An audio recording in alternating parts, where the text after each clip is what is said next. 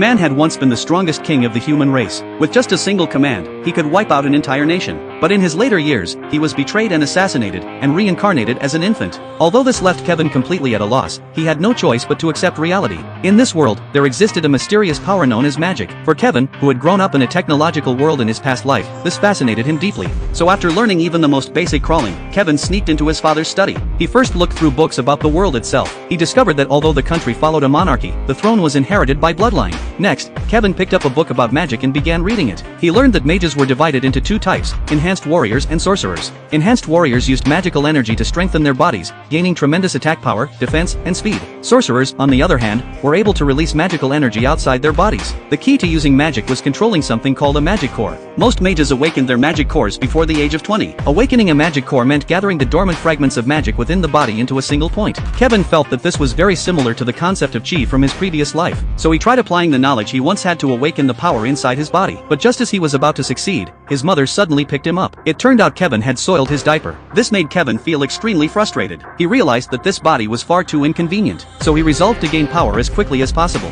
2 years later, the same Kevin who once soiled himself was already able to lift a wooden sword. His father believed Kevin had great talent for swordsmanship and wanted to teach him some basic techniques. However, this idea was immediately opposed by his mother, who felt it was far too dangerous for Kevin at his age. After that, his mother took Kevin into town. Kevin was fascinated by everything there. Not only could he see materials that had never existed in his past life, he could also watch mages performing various spells. Although Kevin no longer had to worry about death like he did in his previous life, he still longed for great power. Before his afternoon nap, he asked his mother if he could read a book. She wanted to refuse, but when she saw the hopeful look in his eyes, she ultimately agreed. After his mother left, Kevin began gathering the magical fragments within his body. There were simply too many fragments, so he used the method of condensing chi to compress them together. Very quickly, he successfully condensed the fragments into a magic core. But during the process, Kevin directly blew up the house. His father's back was injured in the explosion, but he paid no attention to it and rushed straight to the second floor to check on Kevin. When he saw Kevin floating in the air, he was utterly shocked. He never imagined that Kevin, only 2 years old, had already formed a magic core. After that day, Kevin's father taught him swordsmanship every single day. Kevin learned at an astonishing speed. In just 1 year, his strength surpassed his father's. Realizing that he had nothing left to teach Kevin, his father decided to find him a proper master. But because the road to the royal capital was extremely dangerous,